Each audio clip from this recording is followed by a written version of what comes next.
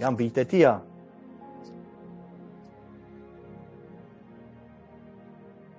Le ta shikojmë një shkrim tjetër. Le të shikojmë një shkrim tjetër që është prapë në harmoni për lavditatit. Le të shikojmë një shkrim tjetër.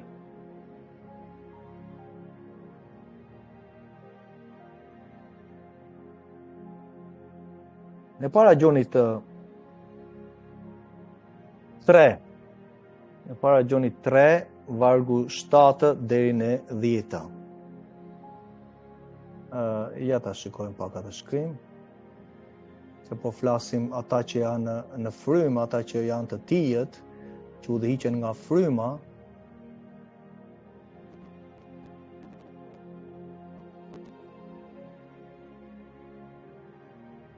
E kam thënë dhe njerë, vëlla motër, jo sepse ne besuam koma përpara dhe udhëhiqemi nga fryma sot e kësaj dite. Të udhëhiqesh nga fryma do thotë të zbatosh urdhrimet, festat e Atit, fjalën e Tij, të përsosur.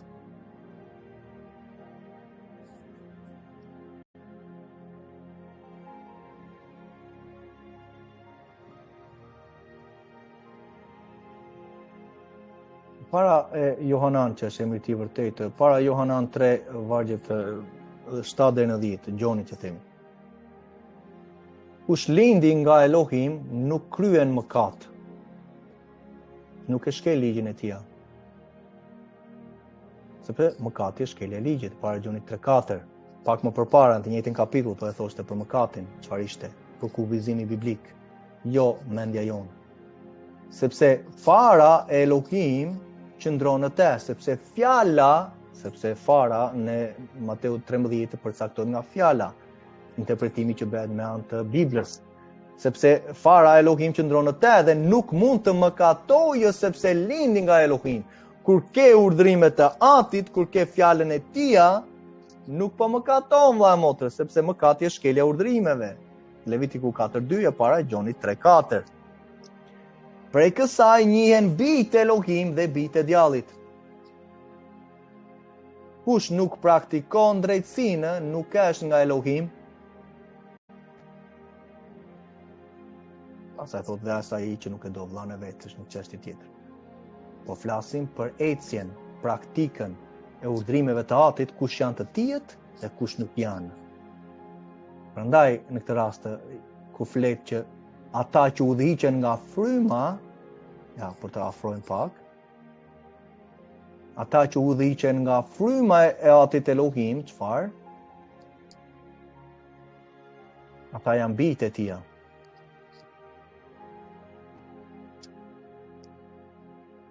Ata që praktikojnë drejtsinë janë bijtë e Tij.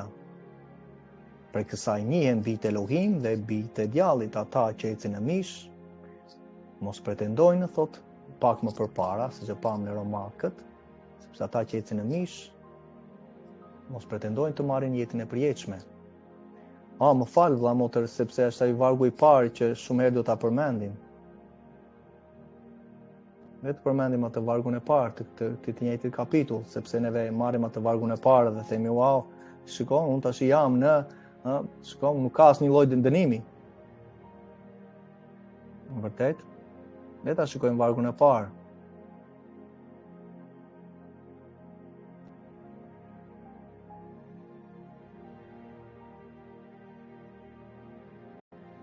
Tu jemi në vargu i parë i Romakëve 8.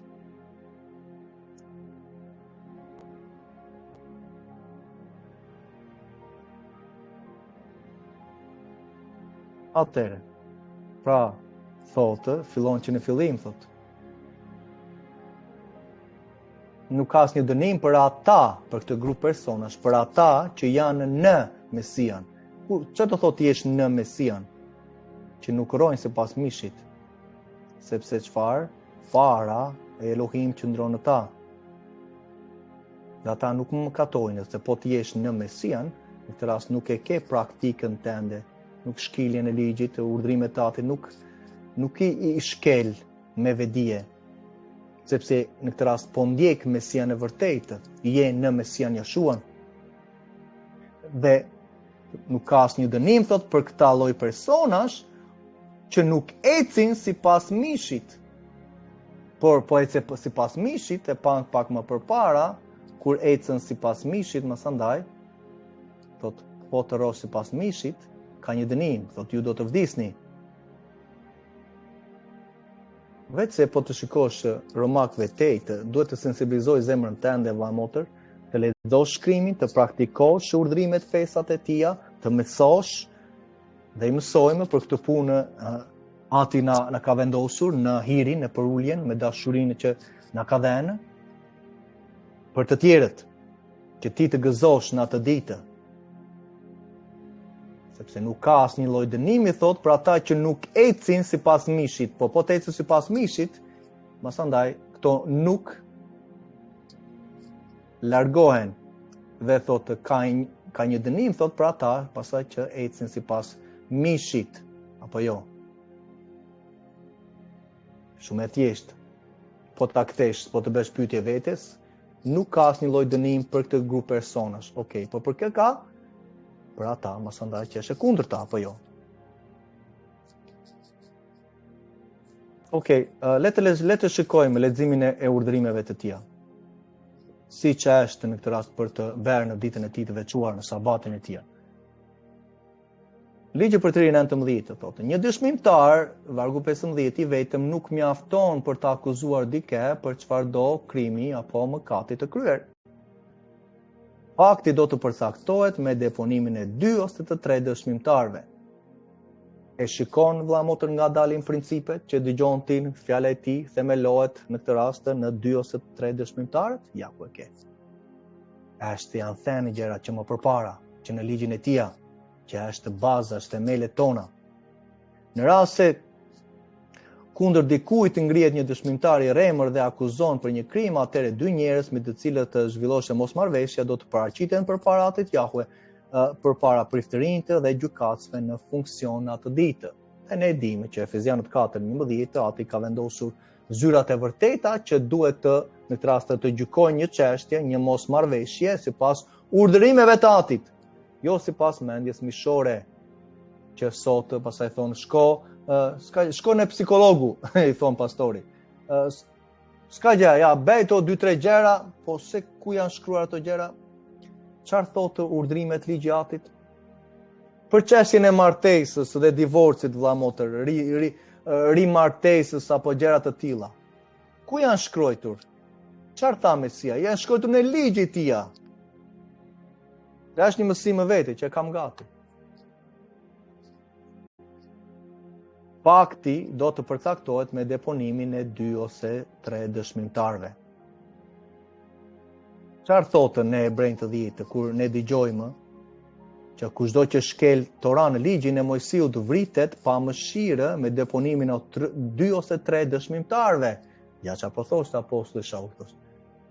Dhe kështë fjalën, kur ne shkelim ligjin, kur më kaptoj me dashje, mbasi kemi ardhur në ndjenjë të vërtetës, masandaj thot, ka një pritje gjyqje të mëshme, thot, që do përpije kundërshtar, thot, se masandaj thot, ç'mendim thot, ç'dënim të keq meriton sipas mendimit tuaj ai që ka shkelur me këmbë birin e Elohim, flet për Mesian Jeshuan, për Krishtin, dhe ka konsideruar profan gjakun e beslidhjes me të cilën u veçua u shenjtërua dhe ka fyer frymën e hirit. Dëshmimtarët kush janë vëlla motër? Ka plot dëshmimtarë. Dëshmimtarë mund të jenë vëllezër motra që të kanë sensibilizuar për të kthyer në rrugën e drejtësisë, për të mos patur një zemër krenare, për të mos qenë në shkelje të sabatit urdhrimeve të tija. Dëshmimtar i parë është Ati me birin e tij, janë 2 ata. Mjafton 2, deponimet e 2 ose 3 dëshmimtarve, apo jo, atë që apostulli Shaul po përmend hebrejve, dhe thot që pasaj, thot, Ati do hakmeret, do gjykoj popullin e vet. Përse? Sepse është konteksti, shkelja e ligjit me dashje, blasfemia, që bëjmë ndaj karakterit Atit. Kemi kujdes vëlla motër. Dhe apostulli Shaul Pali nuk po thoshte diçka të re, po përmente numrat 15. Mëkati me qëllim, me dashje, është i njëjti kontekst. Ja, po e zvogëlojm pak që të dallohet. Ai që kryen një mëkat me qëllim, qoftë i lindur apo i huaj, ne ishim të huaj ndër bestidës, tani jemi një me ta, hyen atin Jahue. Çfarë ka bërë? Ka fyer frymën e hirit, thotë të njëjtin gjë. Kush e ka dhënë kur po fyem frymën e hirit, kë po fyem? Po fyem atin. Ati ka frymën e tij. Ati na i dha frymën. Ky njeri thotë do të sfaroset në mes të popullit të tij, Ati pasandaj din thotë që do hakmerë, do gjykoj popullin e vet. Sepse ka përçmuar fjalën ke urdhrimet e Atit, duke dhunuar urdhrimet e tij. Shikon ku flasim për fjalën vëlla motër gjithmonë, mos e merr Mateu deri në zbulesa, fjala e tij është nga zanafilla deri në zbulesa. Edhe më thëndaj normal që kanë hequr dhe fjalë të tjera nga shkrimi. Farisejt e asaj kohe dhe reformistët më thëndaj më vonë me gjithë katolikë ortodoksë që bën në kohën e tyre. Ky njeri do të shfaroset dhe do të mbaje barrën e paudhësisë së tij. Paudhësia është mëkati me qëllim. Ti e di që kjo gjë nuk duhet bërë, ti pra po e bën. Të thotë që ti po e bën me qëllim. O, po vëlla, po si ja në puna nuk më lejon të mbaj sabatin. Nuk e lën një vend të mirë në punën tënde? Nuk e lën një dëshmi të mirë që mund t'i kërkosh? Po nëse nuk në këtë rast nuk është e mundur, atëherë do të vazhdo ta shkelësh urdhrimin e Atit, sabatin e tij që e pam përpara që është një gjë shumë serioze, se ata që e shkelin me dashje do të vdesin. E flet për liçen e zjarrit. E di që ka shumë mësime që e sheqerosin masandaj lajmin e mirë të mbretërisë. Nuk kemi pjesë të tyre. Ti hyn në një vëlla motër, kur ti hyn në një beslidhje, kur hyn në kur hyn në një ndërmarrje, hyn në një kontratë, ajo ndërmarrje ka vendosur tashme ligjet, strukturën e saj. Ti do bësh kundra asaj rregullave që ka vendosur, në këtë rast ajo struktura e saj ndërmarrje, apo flas nga ana e beslidhjes që neve kemi hyrë. Ne hymë në beslidhjen që Ati kishte vendosur më përpara, kishte vendosur disa rregulla, ligje. Dhe sot çfarë bën? Vjen dikush nga jashtë që ne ishim të huaj ndaj beslidhjes dhe unë do bëj atë që më duket e mirë, ja këto gjëra janë hequr. Vërtet? Shoqëria jonë në këtë rast e njerëzimit është pak a shumë ndërtuar mbi ato ligje. Kur shkelet ligji në një vend, masandaj shkohet kundra. Jepet një farë mase, një farë në këtë rast qortimi, dënimi, por kur vazhdon të jetë rebel ndaj kushtetutës ligjit të një vendi, ç'a mendon se do ndodhi me atë person? Ka ndodhur plot që kanë shkuar në karrikën e vdekjes apo jo? Sepse kanë vrarë, kanë bërë. Kur ne vazhdojmë të shkelim ligjin e Atit vazhdimisht, çfarë do ndodhi në atë ditë? Na e thotë hebrejve vëlla motër, çfarë do ndodhi? Përse janë këto shkrime? Na dhanë për mësimin tonë, thotë. Që të ecim me frikë me dridhje për shpëtimin tonë, duke praktikuar festat urdhrimet e Atit në të mirën e mundshme, shpreh dashurinë e vërtetë, beson tek Mesia me gjithë zemër, beson tek Ati normal që është burimi i çdo familje në qiell dhe në tokë. Dhe jenë harmoni. Prandaj tha Mesia që lutem Atë kur fliste lutjen për dishepujt që siç ne jemi një, siç ne jemi në harmoni, jemi në të njëjtën mendim, thotë, dhe që dhe këta, e kishte fjalën për dishepujt, për apostujt, të jeni një. Të jenë një dhe ata të jenë të rast të jenë në një mendim, të jenë me një dashuri të vërtetë, të sinqertë, të jenë të bashkuar, e kishte fjalën. Të mos jenë kundra njëri tjetrit. Dhe sot pastorët e bëjnë që Mesia ishte kundra Atit. Po jo vëlla çfarë po thua ti, por me anë të predikimeve ti po e bën, si ti po thua që Mesia erdhi të anullonte ligjin e tij, gjë që nuk ka ndodhur. Mateu 5 na thot hapur se nuk erdha për të shfuqizuar asnjë gjë prej tyre, erdha për të predikuar ligjin. Asnjë pikë, asnjë jote e ligjit nuk do të kalojë, vargu 18 Mateu 5.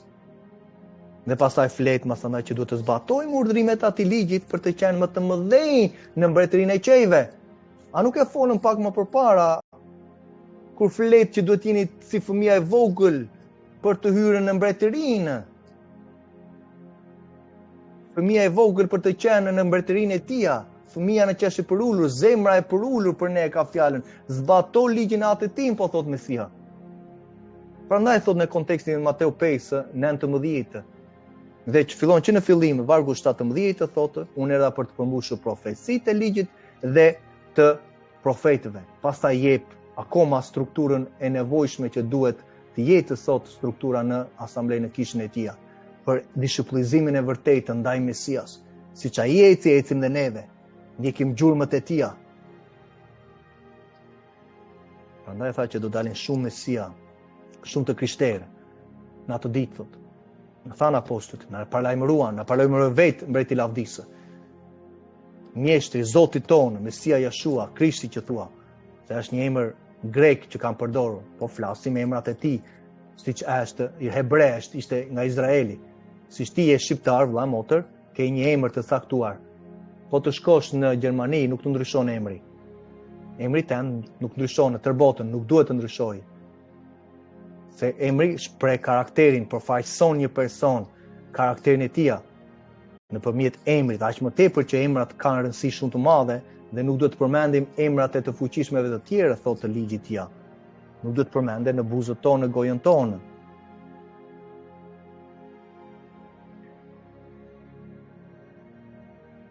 Në Johanan 19, Gjoni 19, vargu 26, kemi shkrimi që thotë, dhe atëherë Jashua kur pa nënën e tij, dhe ishte në këtë rast në kryq në atë moment, dhe pranë tij dishepullin që donte, ishte Johanan, Gjoni.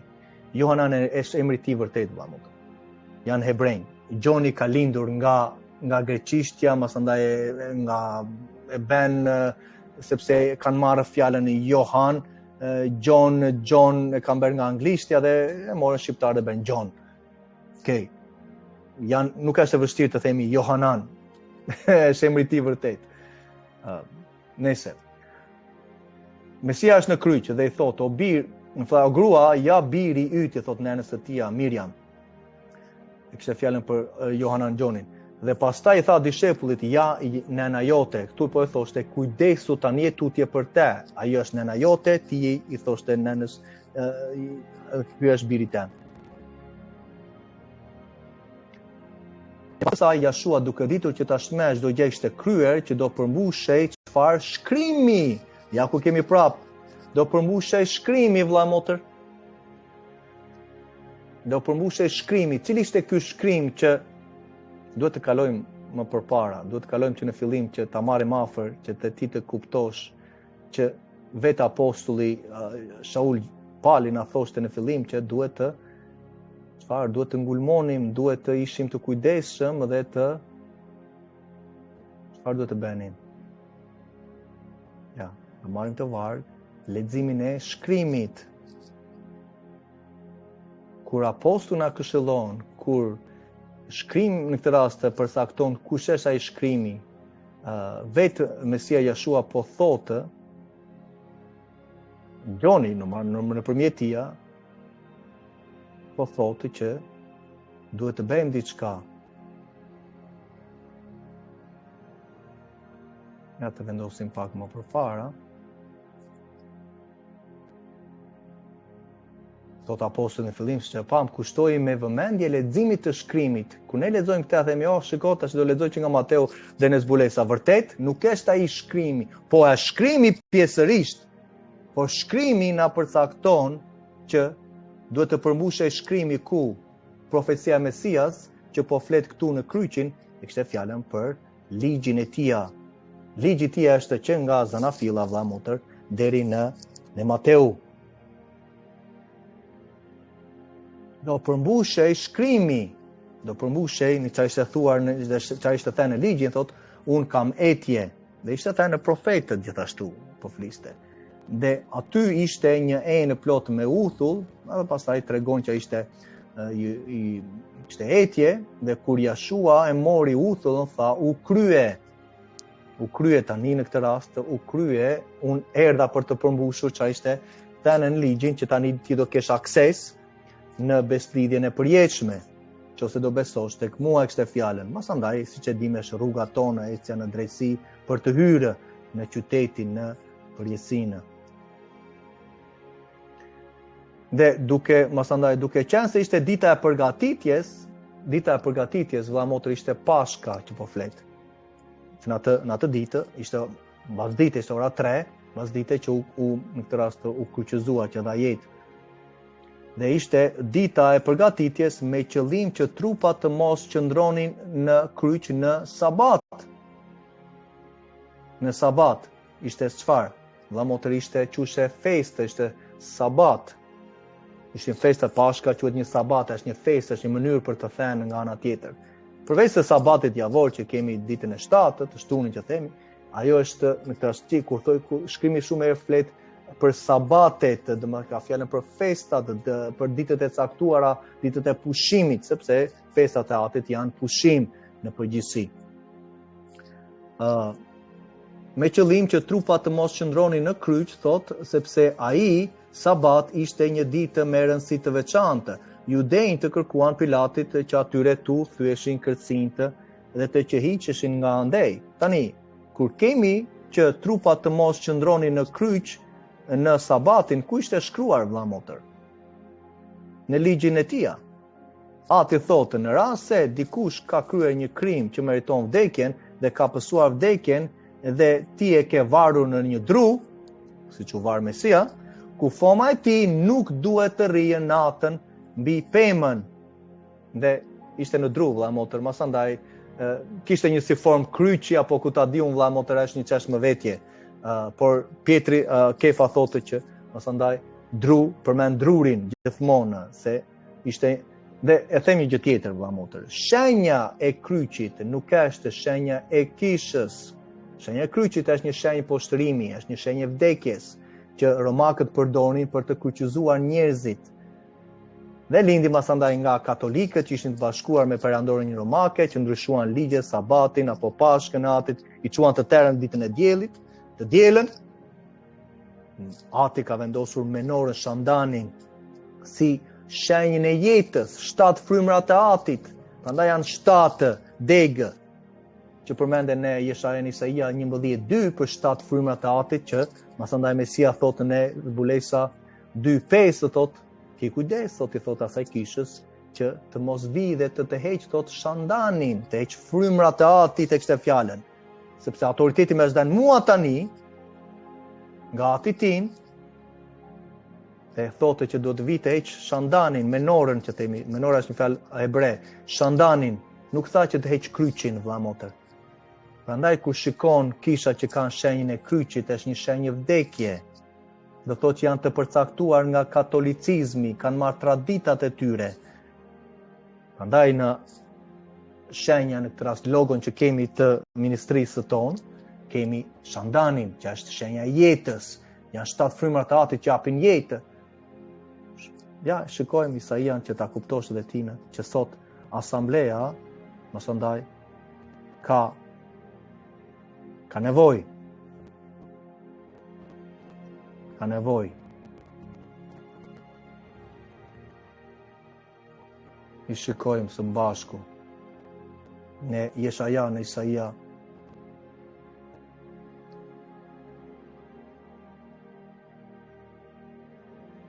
Ja, të shikojmë disa shkrime që dolën këtu për lavditatit, që na japin kuptimin e vërtetë të interpretimit të shkrimit lavdiatit.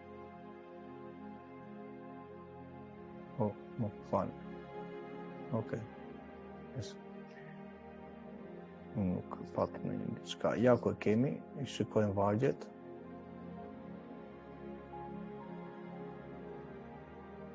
Atë që thash pak më përpara. 7 frymat e atit, që flet për profesinë e filizit që do dali nga trungu i Jeshaja Isaias, ishte në këtë rast nëpërmjet gjenealogjisë të profetit Jeshaja. Fryma e Jahve do të pushojë mbi te, mbi Mesian e kishte fjalën, fryma e urtësisë, fryma e kuptueshmërisë, fryma e këshillës, fryma e fuqisë, fryma e njohjes dhe e frikës së Jahve. To 7 frymat Mesia kishte plotësisht mbi te. Kurse neve kemi pjesërisë në ato shkrimi.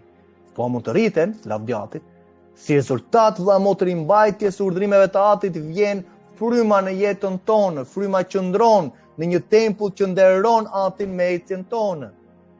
me urdhrimet në festat biblike, në Levitikut 23, ka një predikim që kam bërë, është ke këtu në kanalin tonë YouTube, festat e Atit Jahwe që kam folur në përgjithësi, masandaj detajet i shikojmë, flasim, komunikojmë për ata që kanë një zemër për të nderuar dhe zbatuar fjalën e urdhimit të Atit.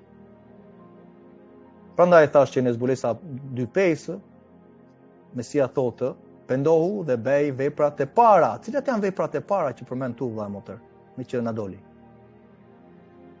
Ka fjalën që ta duash Atin Jahwe me gjithë zemrën, me gjithë mendjen, me gjithë forcën tënde. Kjo është tërësia e njeriu, vëlla motër, të duam Atin dhe të zbatojmë urdhrimet e Tij, Predikuesi 12:13. Kjo është vepra e parë që unë e ti duhet bëjmë. Që të mos vi shpejt e Tij, thot, që ta luaj kë shandanin tënd nga vendi i vet, nëse nuk pendohesh, të luaj shandanin. Të luaj në këtë rast thot shandanin që ka 7 frymrat, që kisha duhet të ketë urtësinë për të drejtuar, të ketë kuptueshmëri të shkrimit, të kuptojë strukturat e në këtë rast të karakterit të Atit, që të vendoset mbretëria e Tij në atë asamble, të jetë reflektimi vëlla motër. Po më vjen në zemër reflektimi i karakterit të Atit, të asaj strukture që është në qiell, kur bëjmë lutjen apo jo që themi, mbretëria jote të vijë siç është në qiell, ashtu në këtë rast të vijë në tokë apo jo, nuk e bëjmë atë lutjen? Kur Mojsiu ndërtovi tabernakuin, në këtë rast në shkretë të tire, ndërtovi sipas strukturës dhe përmasave që në këtë rast ishte në qiell, dhe ka aktualisht është tempulli që Mesia qëndron në tempullin e Atit në qiell. Të ndërmjetëson për mëkatet tona, vëlla motër, që neve të mos i bëjmë dashje. Por prandaj në këtë rast kur jemi akoma në formimin tonë, që urdhrimet e Atit nuk i mbajmë në mënyrë perfekte të gjitha, se sot i bëjnë, unë po të vi në urdhrimet e Atit, po të zbatoj urdhrimet e Tij, unë nuk i mbaj të tëre, atëre pse do t'i mbaj? Do me thënë ti nuk do t'i mbash, i anullon të tëra, ndërkohë që Ati kërkon një zemër që na mësoj rrugët e Tija për shoqërinë, festat, urdhrimet e Tija. Në këtë rast duke mos qenë akoma në mënyrë perfekte, se jemi drejt për shoqërisë, po ecim të mësojmë festat, rrugët, më thënë e Tija, urdhrimet e Tija, dhe kemi akoma shkeljet tona, pikërisht është kryeprifti tonë që ndërmjetëson tek Ati për mëkatet tona, që bëjmë në këtë rast pa vedije, por në këtë rast dhe ato që ndodhin masandaj gjatë rrugës për shkak të mishit, që është i dobët. Por një person që masandaj i hedh tutje, ai person, vëlla e motër, ta thot vëlla i hapur, ai nuk është në besëlidhjen e Atit me. Si mendon ti kur hyn në një kontratë, në një punë, në një ndërmarrje, dhe vjen në këtë rast dhe shikon që ajo ndërmarrje ka urdhrimet, në këtë rast rregullat e saj. Masandaj ti nuk do të zbatosh asnjërin prej tyre. Mos je akoma me atë ndërmarrje, beson se je akoma në kontratë me atë punë, me atë ndërmarrës. Të kanë larguar tashme me kohë. Sepse ti thot nuk do të zbatosh këtë kontratën beslidhjen që neve kemi këtu, thot. Është e njëjta gjë me Atin.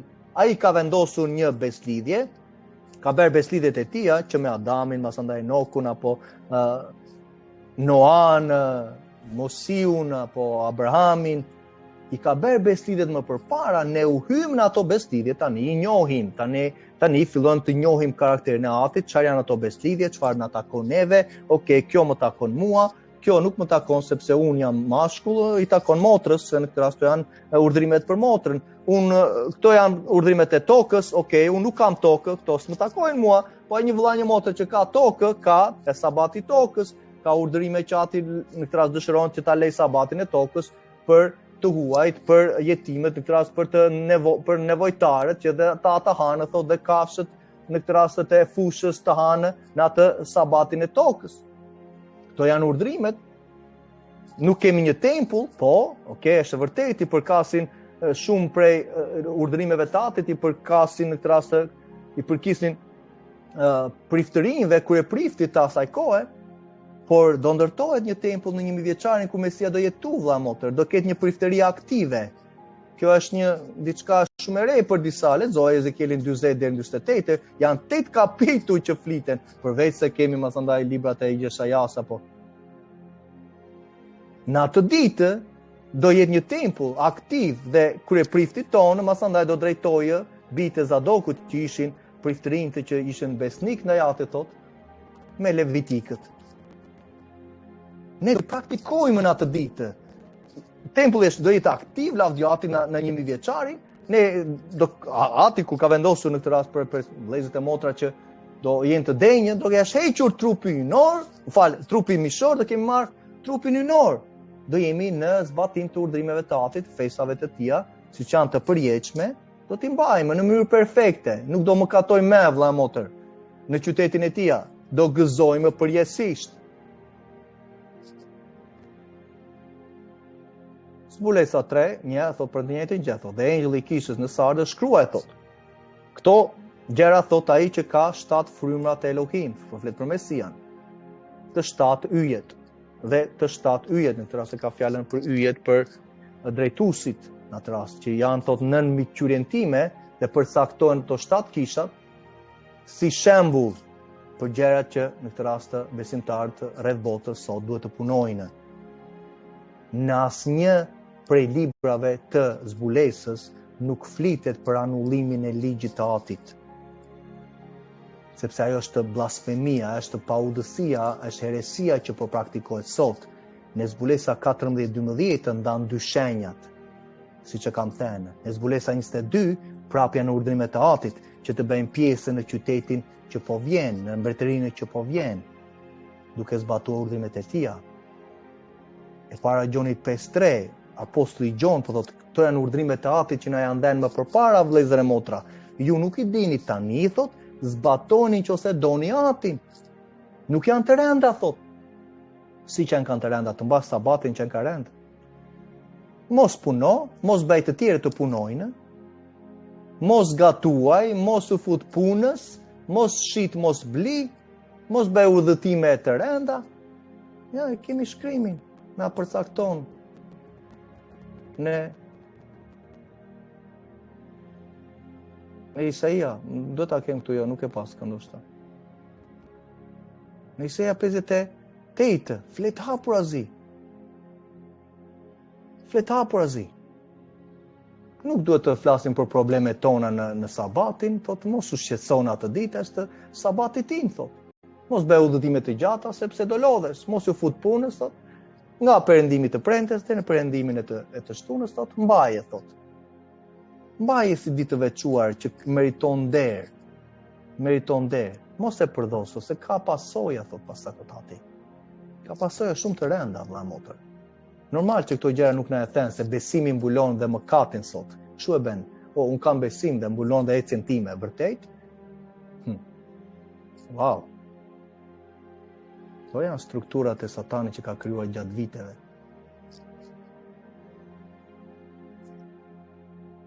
Duhet të marrim një shkrimin e fundit, vëlla motër.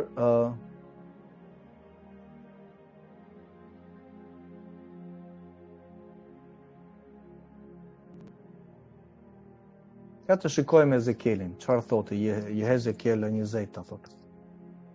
Pastaj fjala e Jahut më drejtua duke më thënë, bir njeriu, foli pleqve të Izraelit dhe i thuaj, kështu thotë mjeshtri Jahue, a e keni ardhur për të më konsultoni? Ashtu siç është e vërtetë që unë uroj, thotë Ati, nuk do të lejoj të konsultoheni për jush, thotë mjeshtri Jahue. A do të gjykosh, thotë, a do të gjykosh bir njeriu, thotë, bëj të njohin veprimet e neverishme të etërve të tyre. Dhe u thuaj atyre, kështu thotë mjeshtri Jahue, ditën kur zgjodha Izraelin dhe ngrita dorën për betim pasarsve të shtëpisë i Jakovit, prapë flet për Izraelin, dhe bëra të njohur në vendin e Egjiptit ngrina dorën për betimet ta, duke thënë unë jam Jahue Elohimi juaj. Unë vendosa të ishe në këtë rast thotë hynia juaj, mbikëqyrësi juaj, në këtë rast ishe mbreti juaj, të ishe Ati juaj.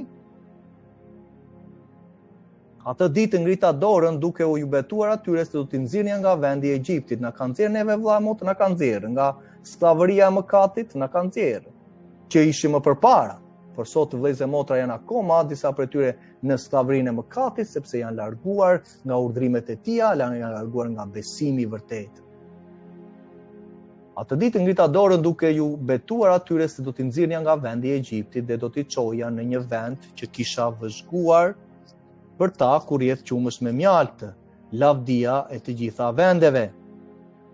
Pastaj ju thash atyre se cili të flakë gjërat e neverishme që janë përpara të tij, e këtu po flet për idhujt që sot i kemi brenda në besimtarët. Dhe mos u ndotni me idhujt e Egjiptit.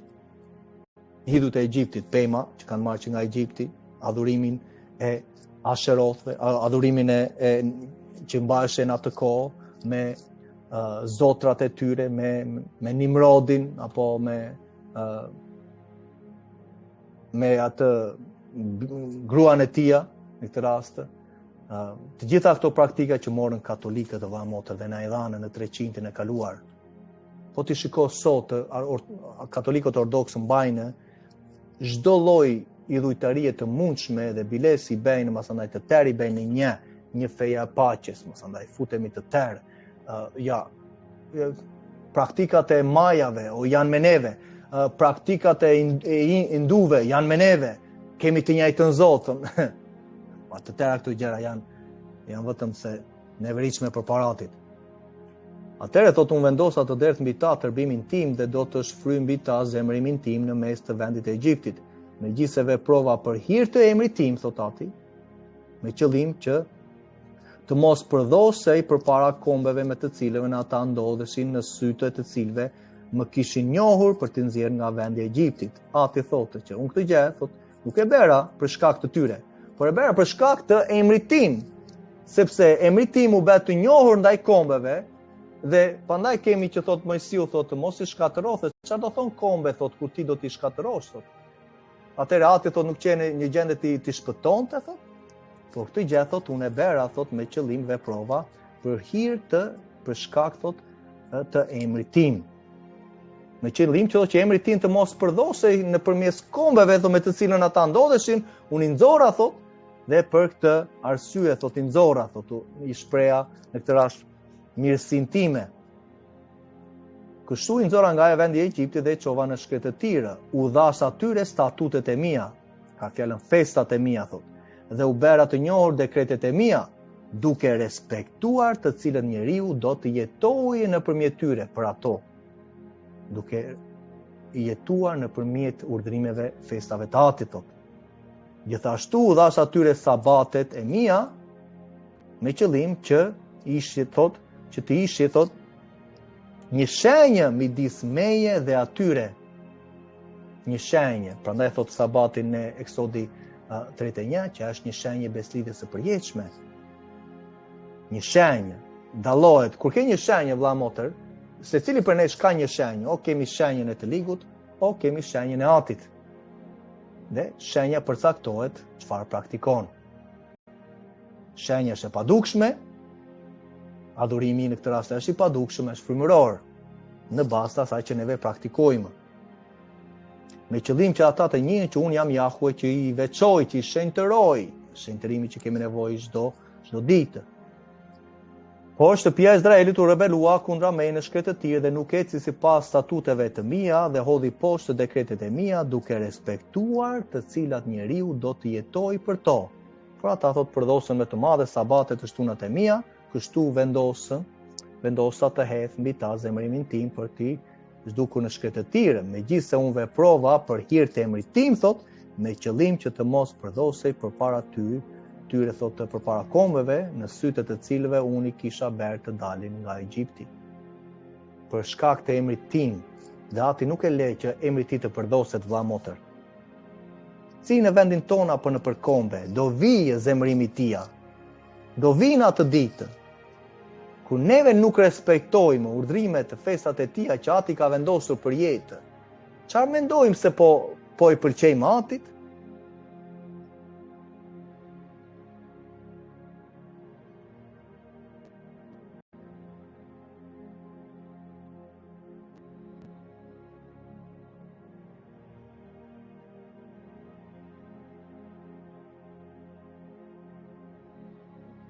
Para kefës Pietri që themi. 1 vargu 17 thot. Të në qoftë se e thërrisni si atë që favorizoi njeriu. Thot në qoftë se ju e thërrisni thot atin. Ai thot që ju ka dhënë jetë, ai që në këtë rast të ka dhënë hirin, të favorizoi thot. Ti nuk e meriton edhe unë vëlla motër. Por thot të gjykon sipas veprës së secili thot, kalojini kohën e shtektimit tuaj mbi dhe me frikë thot. Me frikë. Pse me frikë vëlla motër? Ka fjalën që të nderojmë atin. Sepse ajo frika e mirë do në këtë rast të na çojë në bindje, në zbatim të urdhrimeve të tija. Prandaj thotë që frika e Jahue është fillimi i urtësisë dhe kuptueshmëritë të mirë kanë ata që zbatojnë urdhrimet e tija. Psalmi 110. Nuk janë hequr psalmet vëlla motër, nuk janë hequr fjalët e urta, se ka akoma profeci. Dhe nuk zgjedhim neve masandaj, unë do zgjedh këtë, do heq këtë sipas dëshirës, siç bën sot kisha e tija. Në këtë rast me shumë struktura që heqen dhe shtojnë sipas dëshirës. E shikon çfarë në këtë rast shkruhet, praktikoje në të mirën tënde të mundshme, ngulmo çdo ditë, kërkoj atit ndihmë, kërkon ndihmë prej vëllezërve që kanë shkuar përpara, që të drejtojnë, të luten për tyne. Krijoj një marrëdhënie solide, të mirë, të sinqertë me vëllezërit e motrat. Sot kemi vetëm fetarizëm, kudo i themi unë të dua, bëj një like, bëj një zemër, pasandaj ku jemi? Sikur kemi nevojë për zemra dhe për like, shumë për like dhe zemrave që bëjnë as nuk dëgjohen mësimet kur hidhen. Oj, bëj një like, ke mjafton, unë po më pëlqevi. E dëgjove ti para se të bëj një like-un? As nuk dëgjohet fare. Por gjende unë e bëja të like-un. Përse? Sepse duam të dukem, do më thënë që unë jam në rregull, ja jemi mirë. Okej. Kalojeni kohën e shtektimit tuaj me frikë, duke ditur se jo me gjëra që prishen, si argjendi dhe ari, kënaqësi të thot, pasuri të thot, mësimet e rreme, thot prosperitetit apo çdo gjë që njeriu tërhiqet sot. Pa vendosur në jetën e tij që të formohet në karakterin që Mesia eci, që Ati na la. Të është shëmbulltyra, Mesia shëmbulltyra Atit e përsosur. Jo, ne do zgjedhim gjëra të tjera. Apo siç thoshte dikush mos ndaj që ja, ato gjëra që ti po theshe nuk po realizohen. Cilat vëlla po thesha, që të mbajmë urdhrimet e Atit të kemi jetën e përjetshme, formimin e karakterit tonë, disipullizimin e vërtetë, a kemi një zemër për të bërë ato gjëra? A kemi një zemër për të mbajtur sabatin apo jo, po sepse unë kam një vend, një pozicion të mirë këtu që i kam folur çik, po se dia do më lejoj për sabat. Masandaj, komplet nga kraj kundër. Dhe nuk ta ka fajin vllai. Apo Ati mbi të gjitha. Pa zemra jonë, çfarë duam neve të bëjmë. Gjithmonë në ti dhe unë kemi dëshirën apo zgjedhjen tonë, kemi opsionin çfarë do bëjmë. Dhe gjërat që neve bëjmë, vëlla motër, i bëjmë sepse neve duam t'i bëjmë. Ne kemi dëshirë t'i bëjmë, sepse në qoftë se nuk i bënim, do kishe dëshirë për diçka tjetër. Ti, motër apo vëlla që po e dëgjon tani, ke dëshirë në këtë rast edhe pa të dëshirë ta dëgjoje, je duke dëgjuar. Është shumë e thjeshtë, do dhe e bën. Ati lejon, Ati shikon çfarë neve duam dhe bëjmë. Dhe pasandaj do vijë ai të vendosi gjërat që duhet vendosen. Jeni të shpenguar, thotë, duhet jeni të shpenguar nga mënyra e kotë të jetuarit, të trashëguar nga etri, thotë. Hapurazi. Mënyrat e kota, thotë, çfarë kanë thënë familja, thotë, që nuk e njeh, thotë, leri ato gjëra, thotë, çfarë thotë shkrimi. Por jeni të shpenguar nga gjaku i çmuar i Mesias dhe qengjit të pamejtë dhe të panjolla, thotë. Ai në këtë rast është i vetmi që vdiq dhe u ringjall dhe ai dha jetën për ty, thotë, s'ka ka dhënë asnjëri tjetër, thotë, që ti duhet të ndjekësh apo të dëgjosh.